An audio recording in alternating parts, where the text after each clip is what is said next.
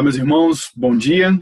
Uma alegria mais uma vez estar com vocês aqui nessa manhã. Infelizmente, eu ainda não estou podendo estar na igreja por causa do finalzinho do coronavírus, mas graças a Deus nós estamos bem. Peço que os queridos continuem orando por nós.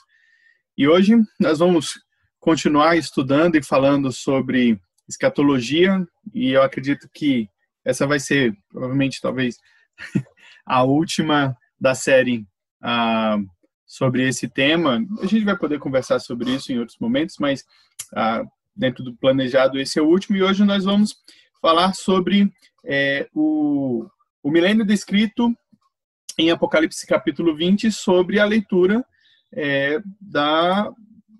do principal forma de leitura pela reforma. No caso, eu estou falando sobre o amilenismo em Apocalipse capítulo 20, como que nós entendemos e lemos Apocalipse capítulo 20 sobre esse aspecto, tá bom?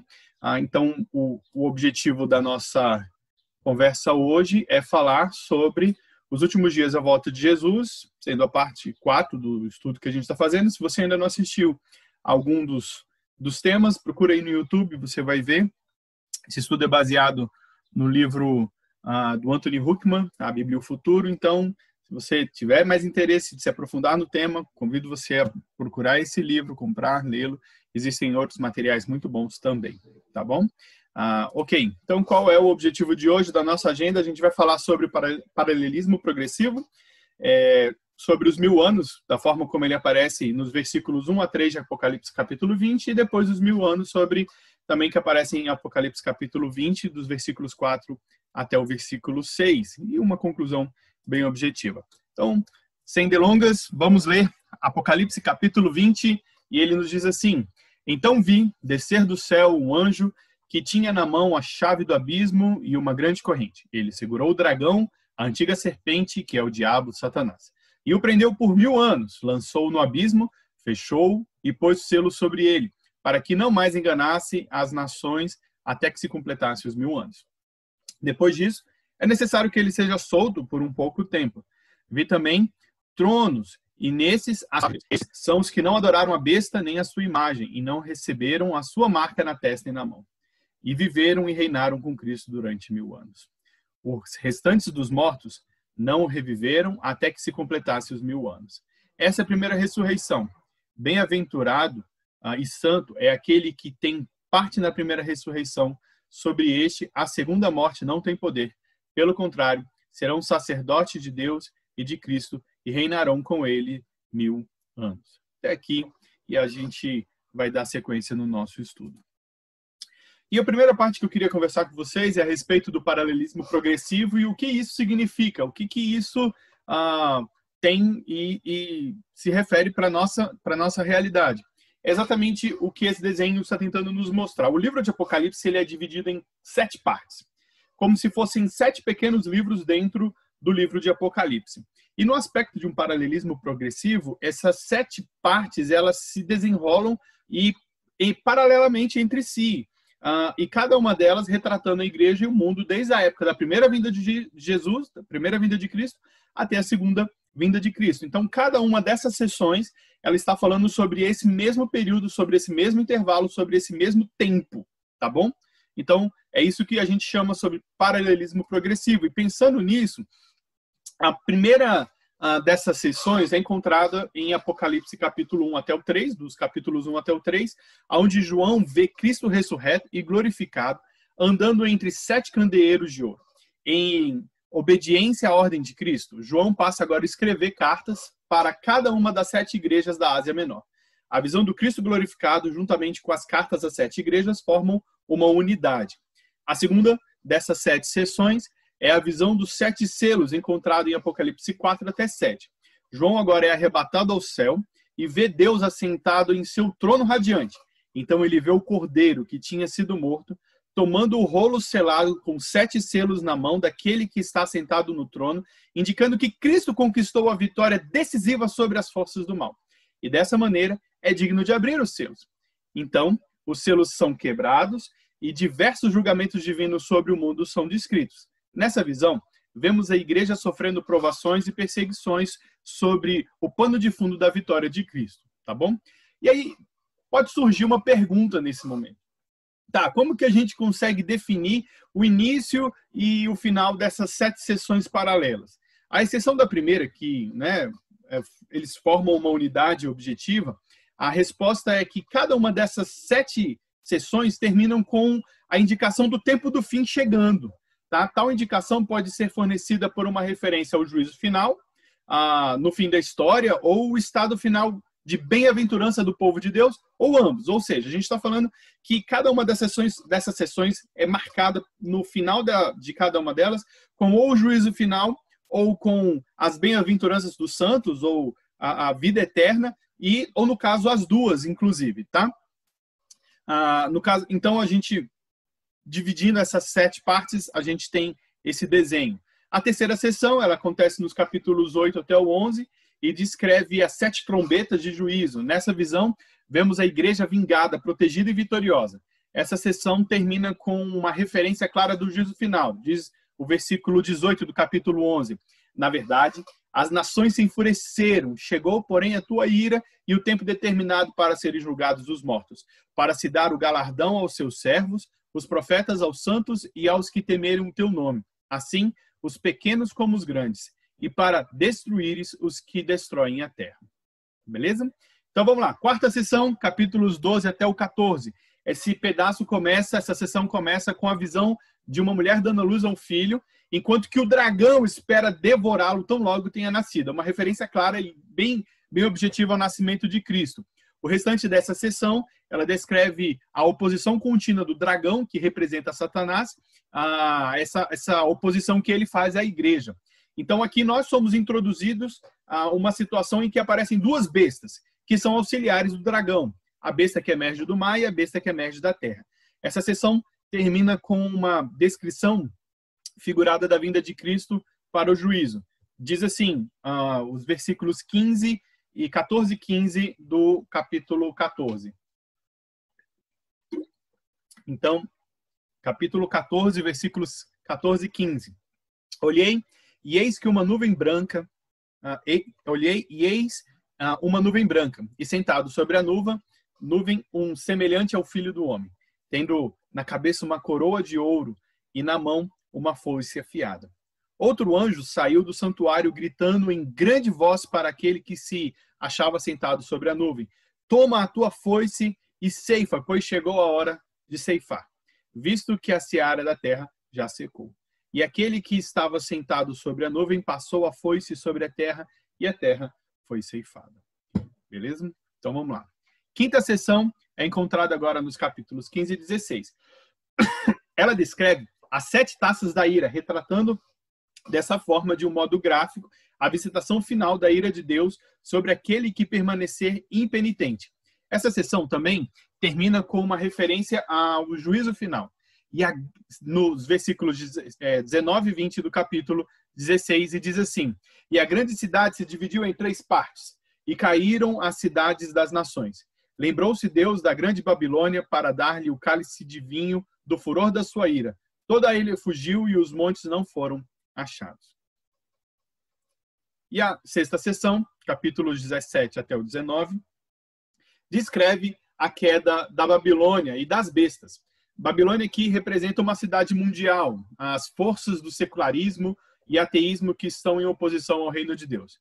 O final do capítulo 19 retrata a queda desses 2 auxiliares do dragão, a besta que emerge do mar e o falso profeta, que aparentemente é a mesma figura da besta que emerge da terra, os versículos 13 do capítulo 16.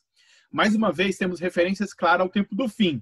No final dessa sessão, o capítulo 19, no versículo 11, descreve a segunda vinda de Cristo.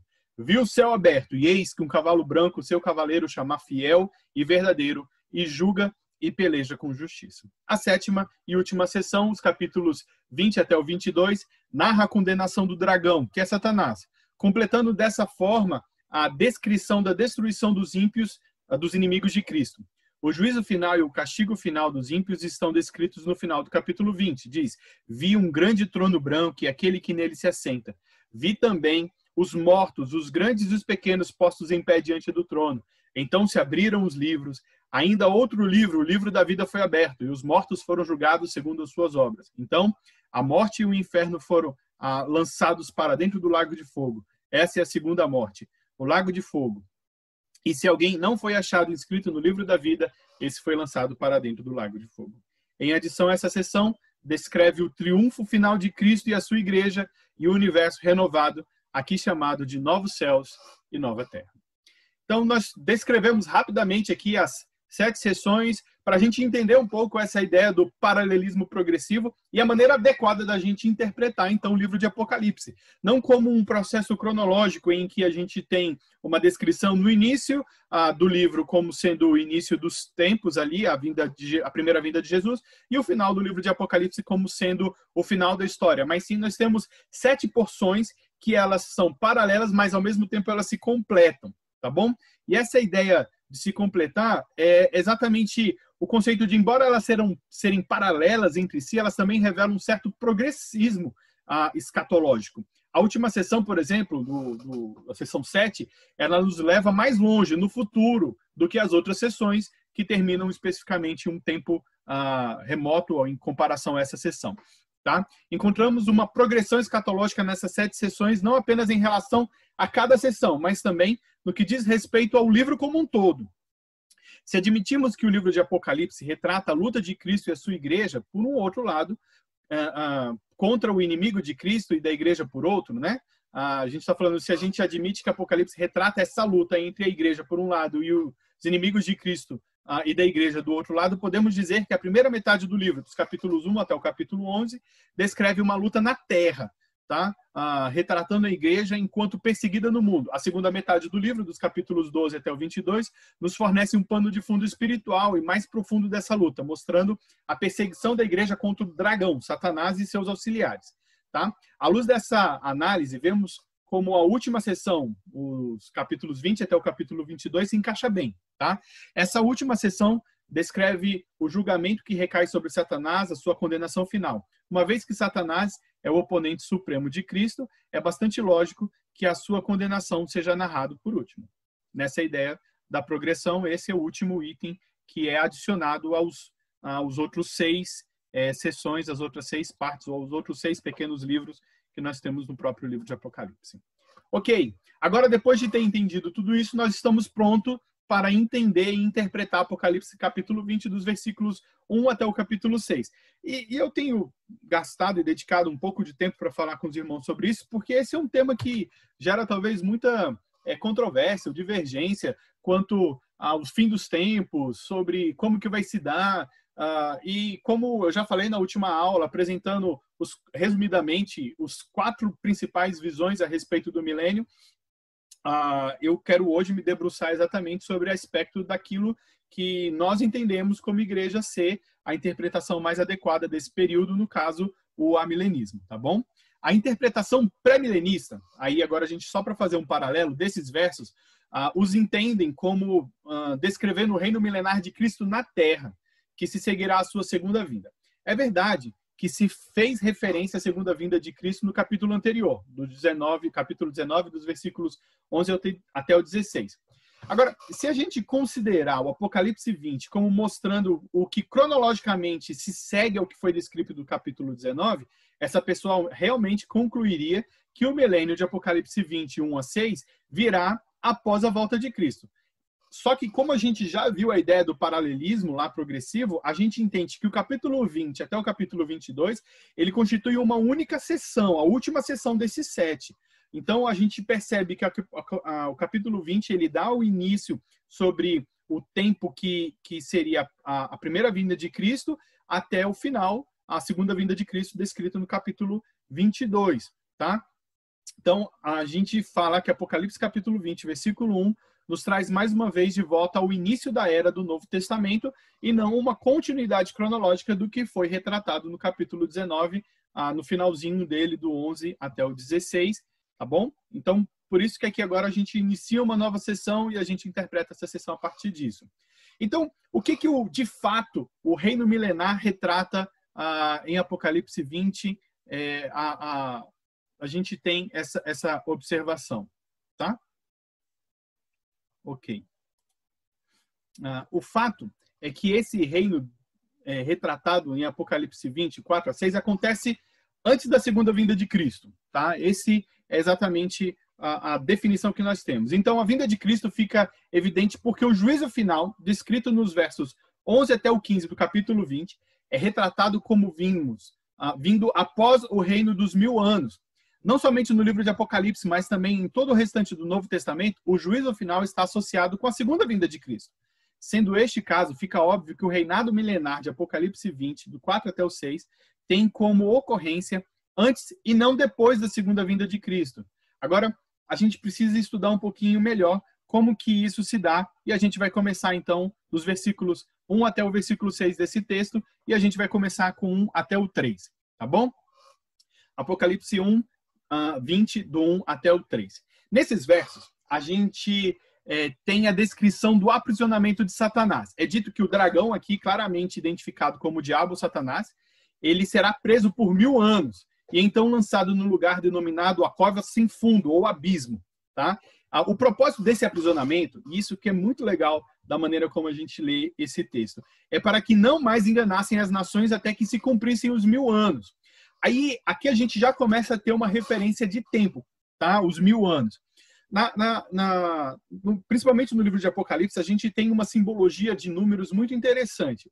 10 é a ideia de um conjunto completo, e agora a gente percebe 10 elevado a 10 como o 1000, e aqui como um período de tempo muito longo, um período de tempo de total completude, no aspecto de que, então, a gente tendo essa referência de 1000 anos, não com o objetivo de definir um período de tempo específico, os 1000 anos exatamente, mas sim um período de tempo onde todos os objetivos que deveriam ser cumpridos naquele intervalo tivessem sido cumpridos dentro daquele intervalo, tá bom? Então, essa é a principal referência quando a gente fala sobre 1000 anos. Não são 1000 anos cronológicos sequenciais reais, né? Mas sim uma referência de um tempo em que as coisas fossem cumpridas dentro desse tempo. E aí os eventos a gente tem descritos, e a gente já veio estudando um pouco sobre isso, principalmente na aula que a gente fala sobre os sinais dos tempos, tá?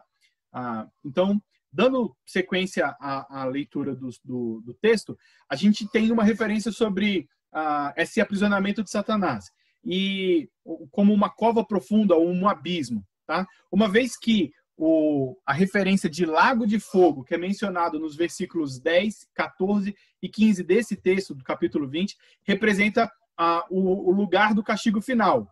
A cova sem fundo, o abismo mencionado nos versículos 1 e 3, não é um lugar de castigo final, mas sim uma situação em que Satanás foi posto com o objetivo de não enganar mais as nações até que se completassem esse período de tempo objetivo.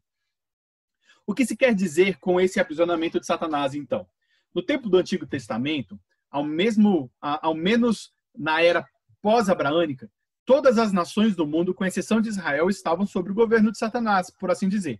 Naquela época, o povo de Israel era o recipiente da revelação especial de Deus, de modo que eles conheciam a verdade de Deus acerca de si próprio, acerca da sua pecaminosidade e acerca do modo pelo qual poderiam obter perdão pelos seus pecados.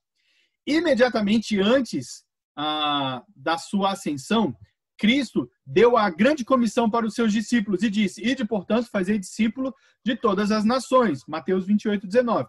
Nesse momento, pode-se então imaginar que os discípulos trazendo uma intrigante questão: como podemos fazer isso se Satanás continua a enganar as nações de modo como ele fez no passado?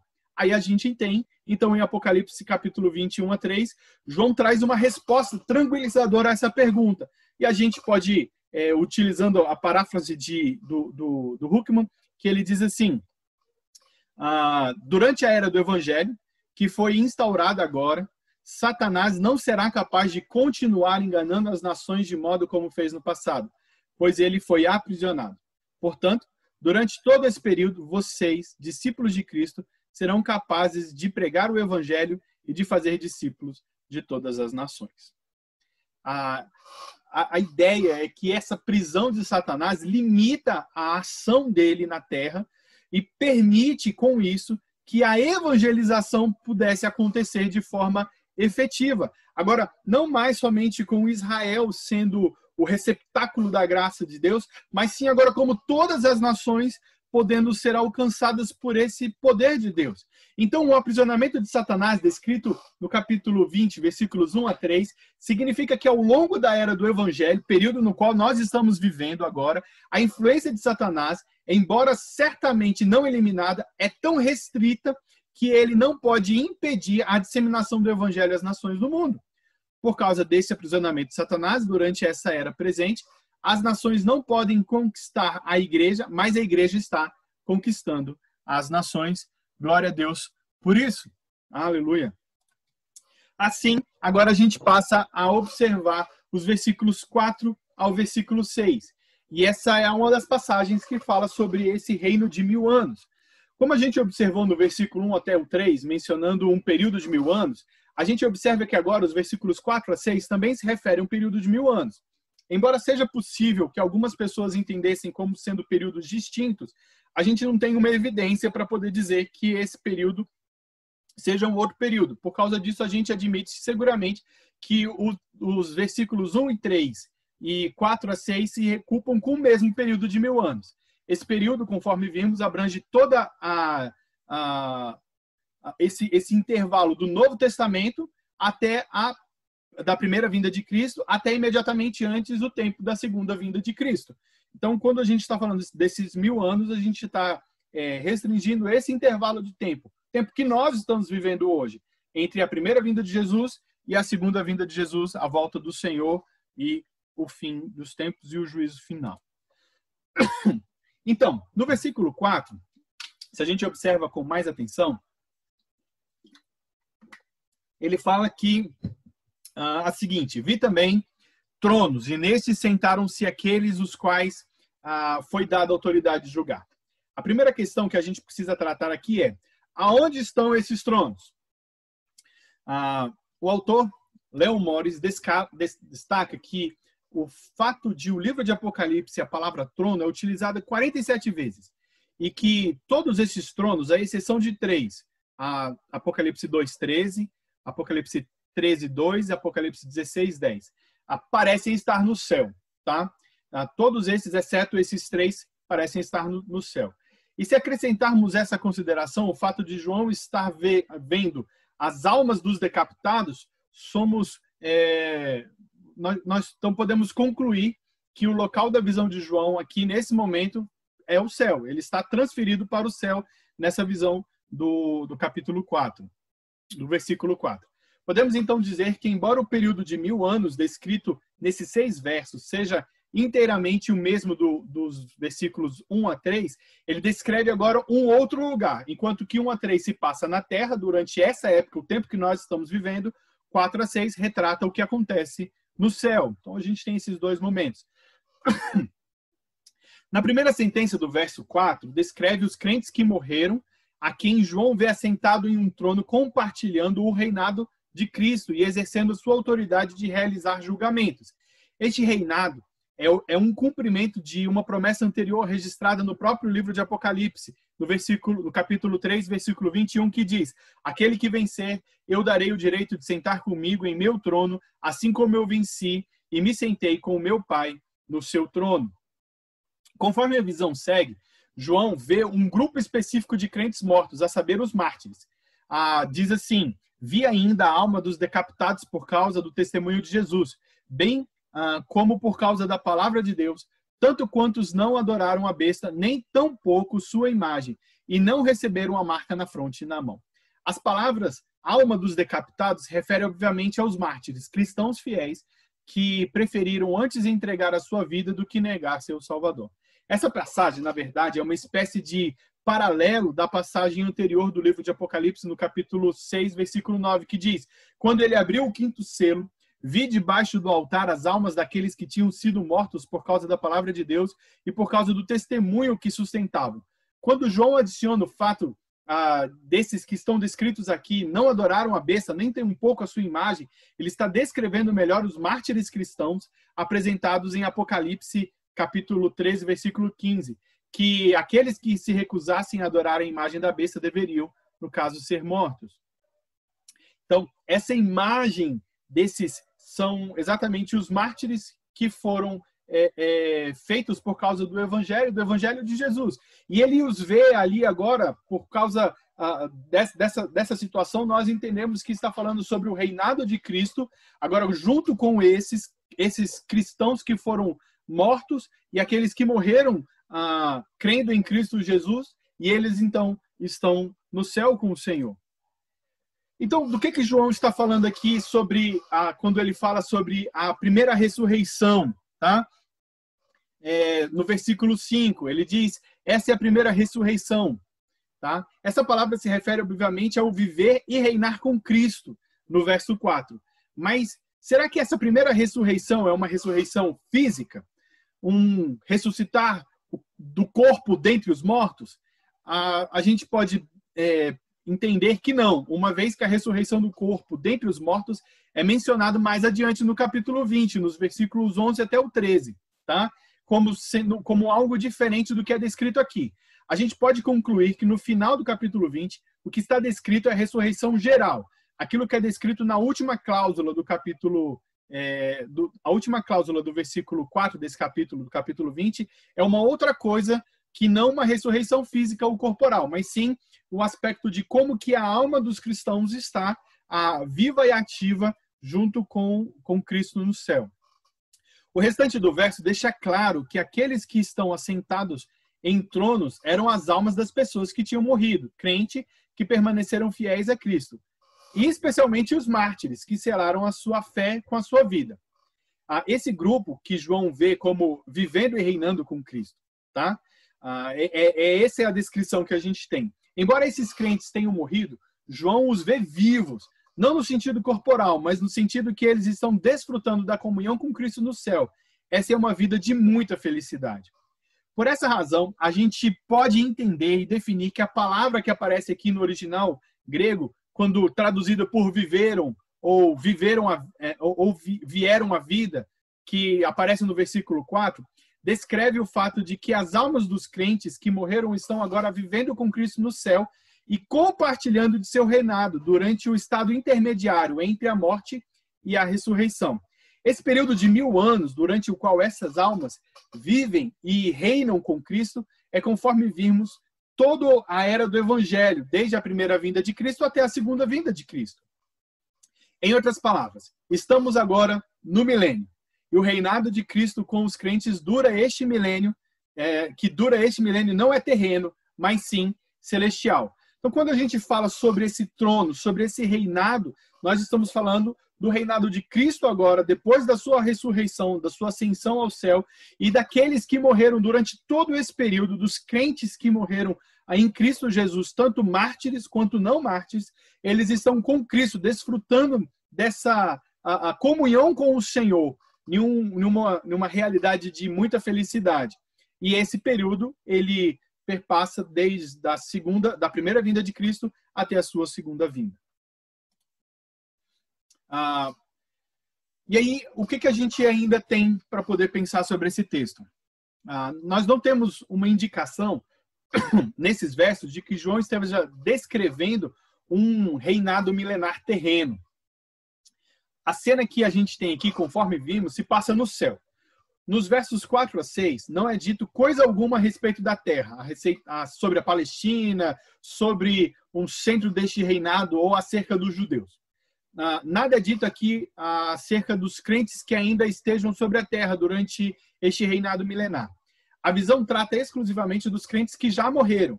Esse reino milenar não é algo que deva ser aguardado no futuro. Ele está acontecendo agora e durará até que Cristo retorne. Por isso, o termo milenismo realizado é uma descrição apropriada da posição que nós defendemos e que eu estou apresentando aqui. Se lembrarmos que o milênio em questão não é um reinado terrestre, mas sim um reinado celestial, tá? Então, o milênio realizado é uma expressão que define bastante isso que a gente está estudando aqui. E aí nós temos uma sentença seguinte, no versículo 5, parte A.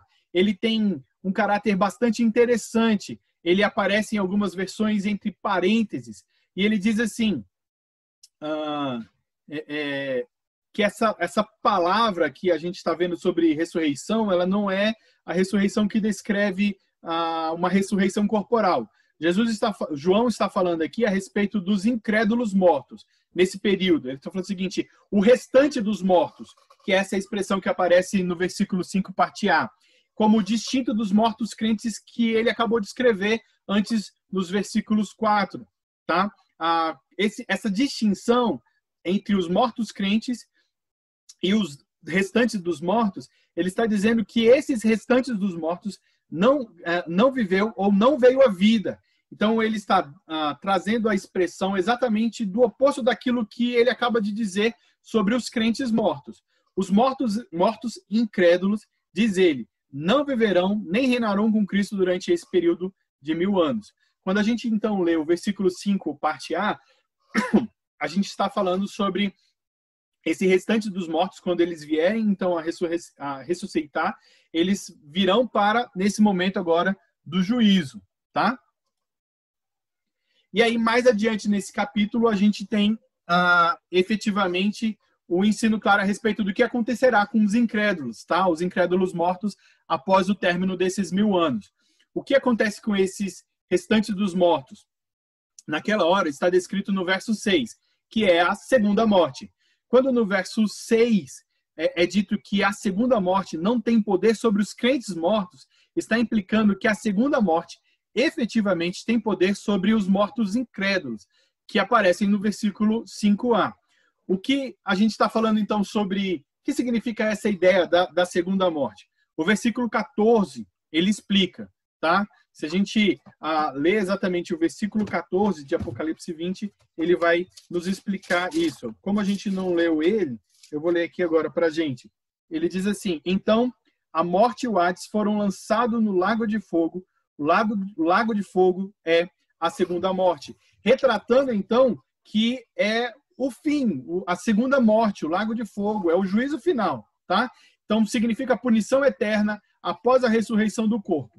Portanto, no tocante aos incrédulos mortos, haverá uma mudança após o final dos 1000 anos. Mas essa não será uma mudança para melhor, porém, uma mudança para pior. Então, quando a gente, lendo essa situação, essa porção, a gente fala sobre a ressurreição dos que morreram em Cristo, um estado intermediário em que eles estarão reinando com Cristo no céu. Os incrédulos que morreram sem Cristo, eles permanecerão até a ressurreição para o juízo final, quando então eles receberão a condenação e significando a segunda morte, o lago de fogo, o juízo final. Joia. Agora, nós já estamos chegando no final e João agora fala no versículo 6 sobre bem-aventurado é o santo, aquele que tem parte na minha primeira ressurreição. As palavras seguintes nos dão razão para essa felicidade. Sobre estes, a segunda morte não tem autoridade. A segunda morte, conforme nós vimos agora há pouco, significa punição eterna. Essas palavras acerca da segunda morte implicam que implicam a primeira ressurreição que João acabou de mencionar, não é uma ressurreição corporal, pois se devêssemos considerar os crentes aqui como tendo sido fisicamente ressuscitados, com corpos glorificados, eles já estariam desfrutando da plenitude e felicidade total da vida por vir, na qual a morte já não existirá, tá bom? Aí a gente está falando desses que falam sobre Apocalipse 21, 4. E não mais seria necessário dizer que a segunda morte não tem poder sobre eles. Então, mais uma vez a gente falando sobre que esse momento é a hora que os nossos corpos, os corpos dos crentes em Cristo que já morreram, serão então aqui agora transformados e a segunda morte não tem poder sobre nós. E aí o que a gente tem é que, diz o versículo 6, parte B, pelo contrário, serão sacerdotes de Deus e de Cristo e reinarão com eles os 1000 anos. Ao longo de todo esse período de 1000 anos, portanto, os crentes mortos estarão adorando a Deus e a Cristo como sacerdote e reinarão com Cristo como reis. Embora João esteja pensando aqui unicamente sobre o período que se estende até a volta de Cristo, os últimos capítulos de Apocalipse indicam que após a volta de Cristo, a ressurreição do corpo, estes crentes mortos serão capazes de adorar a Deus, servir a Deus e reinar com Cristo de forma ainda mais rica do que estão fazendo agora. Então, eles adorarão e servirão a Deus por toda a eternidade em uma perfeição sem pecado, com corpos glorificados e na terra. Então, quando a gente fala sobre esses 1000 anos, o que nós temos, então, para concluir, que a interpretação que nós damos para esse texto, como o milênio realizado, ou o amilenismo, do capítulo 20 do capítulo 20, dos versos 1 até o 6, é que essa passagem, ela não diz alguma coisa a respeito de um reinado terreno de Cristo sobre um reino primariamente do judaico. Antes, ela descreve o reino com Cristo no céu, das almas dos crentes mortos em sua morte e a segunda vinda de Cristo. Ela também descreve o aprisionamento de Satanás durante a era presente, de modo tal que ele não possa impedir a disseminação do evangelho. Então, quando nós falamos sobre esse período dos 1000 anos do milênio, nós estamos falando sobre essa era, esse tempo que nós estamos vivendo, que se chama hoje. E desse tempo, nós podemos concluir claramente que esse período de tempo é o tempo da disseminação do evangelho. Quando falamos sobre a prisão de Satanás, nós estamos afirmando que ele não tem o alcance que tinha antes sobre os demais reinos da terra, sobre os demais povos da terra, e que o evangelho agora, então, ele pode ser pregado e anunciado a todas essas outras nações, conforme a grande comissão. Esse tempo de 1000 anos não é um tempo literal, mas sim um tempo que a gente define e expressa como sendo um intervalo em que todos os sinais, todas as marcas que são descritas na palavra de Deus irão acontecer. E após tudo isso, se dará a segunda vinda de Cristo, e então nós seremos juntos com os santos mortos em Cristo, que estão reinando com Ele no céu. Agora, ressuscitados, teremos os nossos corpos glorificados, e então viveremos com Cristo eternamente. Eu espero que você possa ser abençoado com essa palavra. Esse texto ele foi extraído desse livro, A Bíblia e o Futuro, do Anthony Huckman. E eu sugiro e recomendo que você leia, faça pesquisa a respeito desse assunto que é tão rico para a gente. E algo que marca a nossa história, o que a gente pode pensar nesse momento, é que pensar escatologia é saber que o reino de Cristo ele está sendo estabelecido e que o Senhor, como veio uma vez, ele virá, para que assim, então, nós desejemos isso com um anseio profundo dos nossos corações, para que assim possamos juntos viver com ele no céu para toda a eternidade. Que Deus nos abençoe, tenha um bom domingo, estejamos orando uns pelos outros, hoje e sempre. Deus abençoe. Paz.